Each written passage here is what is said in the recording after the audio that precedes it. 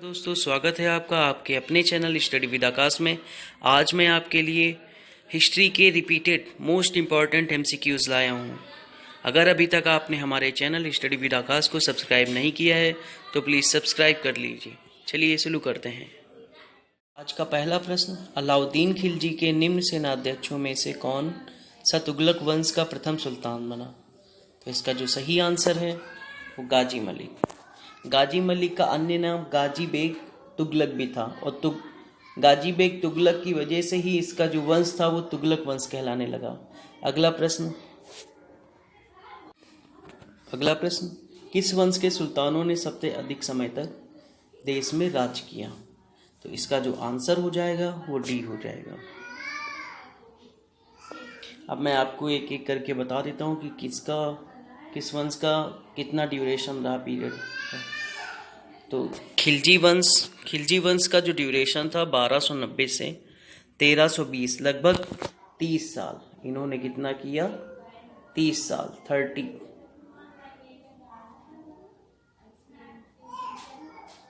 और लोधी वंश का जो था वो 1450 से 1526, लगभग 76 साल, 76 ईयर्स। और दास वंश मतलब गुलाम वंश या ममलूक वंश, 3 नामों से जाना जाता है। और इसने जो है 1206 से 1290, लगभग 84 साल जो है शासन किया। और तुगलक वंश ने सबसे ज़्यादा 1320 से 1414, लगभग 94 साल, 94 ईयर जो है शासन किया। तो आप देख सकते हैं, तो इसका आंसर क्या हो जाएगा? तुगलक वंश ने सबसे अधिक समय तक देश में राज किया। अगले प्रश्न की ओर बढ़ते हैं। अगला प्रश्न, दिल्ली सल्तनत का सर्वाधिक विद्वान शासक जो खगोल शास्त्र, गणित एवं आयुर्विज्ञान सहित अनेक विद्याओं में माहिर था। तो इसका सही आंसर क्या हो जाएगा? वो मोहम्मद बिन तुगलक हो जाएगा। मोहम्मद बिन तुगलक जो है वो बहुत विद्वान शासक था और इसने 1325 से 1351 तक शासन किया था, लगभग 26 साल। अब अगले प्रश्न की ओर बढ़ते हैं। अगला प्रश्न, अमीरे कोही एक नया विभाग किस सुल्तान द्वारा शुरू किया गया? अमीरे कोही को जो है दीवाने अमीरे कोही भी कहा जाता है। इसमें अमीरे कोही लिखा है तो कोई बात नहीं, अमीरे कोही भी आप बोल सकते हैं। तो ये किसने स्टार्ट किया था? मोहम्मद बिन तुगलक ने। और इसमें क्या किया जाता था कि जो किसान होते थे उनको जो है सहायता दी जाती थी और उनको हेल्प करी जाती थी कि उनका जो है कोई खेती में या कृषि करने में कोई प्रॉब्लम ना हो, डायरेक्ट हेल्प करी जाती थी। अगले प्रश्न की ओर बढ़ते हैं। अगला प्रश्न, दिल्ली के किस सुल्तान ने एक पृथक कृषि विभाग की स्थापना की एवं फसल चक्र की योजना बनाई? तो इसका भी जो आंसर हो जाएगा वो क्या हो जाएगा? मोहम्मद बिन तुगलक। कौन सा विभाग था? दीवाने अमीरे कोही। इसमें क्या किया गया था कि किसानों की हेल्प करी जाती थी। सेम क्वेश्चन है 4th नंबर, इसमें थोड़ा सा ट्विस्ट कर दिया गया है, घुमा के पूछ लिया है जिससे स्टूडेंट कंफ्यूज हो जाएं। और इतना इम्पॉर्टेंट है कि बार बार क्वेश्चन पूछे जाते हैं। अगले क्वेश्चन की ओर बढ़ते हैं। अगला क्वेश्चन, दीवाने कोही किससे संबंधित है? देखिए इस बार जो है अमीरे गायब हो गया, केवल दीवाने कोही बचा। इसका जो आंसर हो जाएगा वो क्या हो जाएगा? ए, मोहम्मद तुगलक। ठीक, तो दीवाने अमीरे कोही। ठीक है, अब अगले प्रश्न की ओर बढ़ते हैं। अगला प्रश्न, मोहम्मद बिन तुगलक अपनी राजधानी दिल्ली से ले गया, कहाँ ले गया? तो वो दौलताबाद ले गया था। दौलताबाद के बारे में मैं बता दूं कि एक सुल्तान था कुतुबुद्दीन मुबारक खिलजी। उसने क्या किया था? देवगिरी का नाम बदलकर कुतुबाबाद। ठीक है, उसके बाद मोहम्मद बिन तुगलक ने कुतुबाबाद का नाम बदलकर दौलताबाद रख दिया। तो इसका मतलब क्या है? दौलताबाद का सबसे प्राचीन नाम देवगिरी। ठीक है, अगले प्रश्न की ओर बढ़ते हैं। अगले प्रश्न की ओर बढ़ते हैं।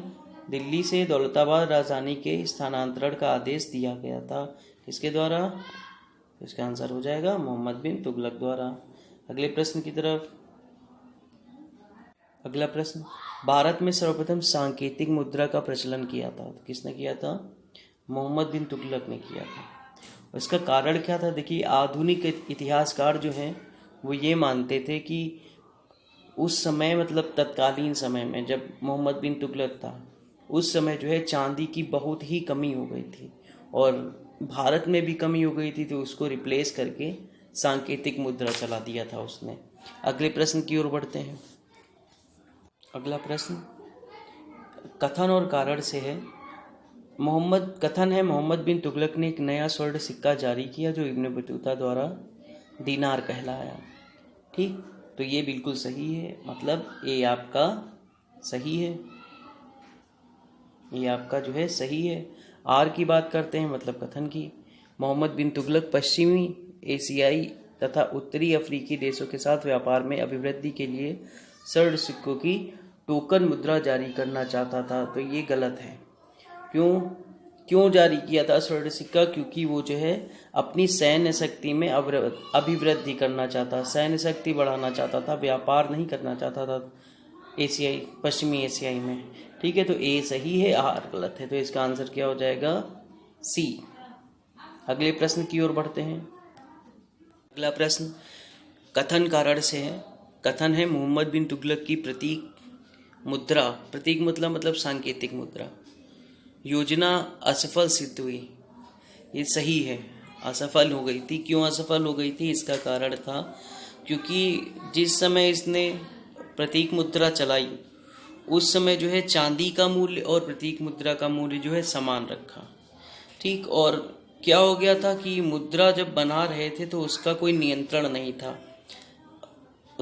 मुद्रा बनाने की जो मात्रा थी वो बहुत अधिक हो गई थी, बहुत अधिक मुद्रा बनाने लगे थे, तो ये क्या कर रहे थे कि बोल सकते हैं करप्शन हो गया था और अधिक मुद्राएं बनने लगी थी, नकली भी मुद्राएं बनने लगी थी।